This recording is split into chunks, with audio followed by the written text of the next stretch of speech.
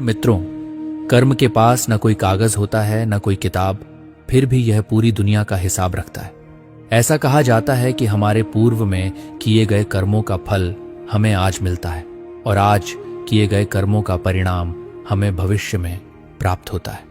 लेकिन प्रश्न यह उठता है कि अगर हमें अपने कर्मों का फल तुरंत मिल जाए तो क्या दुनिया से भ्रष्टाचार और बुरे कर्म समाप्त नहीं हो जाएंगे? वास्तव में कुछ कर्मों का परिणाम तुरंत मिलता है, जबकि कुछ का फल समय के साथ प्राप्त होता है। पुण्य का प्रत्यक्ष परिणाम क्या होता है? सुख और संतोष। और पाप का प्रत्यक्ष परिणाम क्या होता है? तनाव और कष्ट।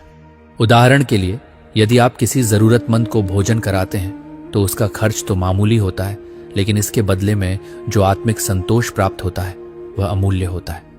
इसी प्रकार यदि कोई व्यक्ति किसी की जेब से पैसे चुराता है तो उसे भले ही आर्थिक लाभ हो, लेकिन जल्द ही उसके मन में अपराध बोध और तनाव जन्म लेता है।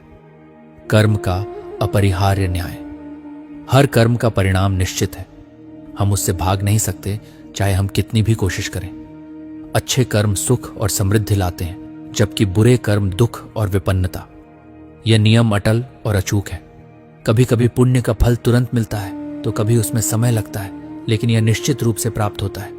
एक न्यायाधीश की प्रेरणादायक कथा।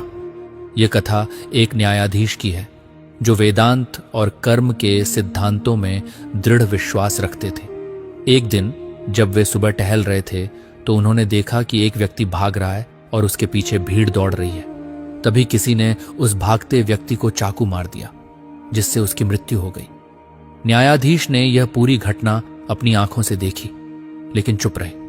कुछ महीनों बाद जब यह हत्या का मामला उनके न्यायालय में आया तो उन्होंने देखा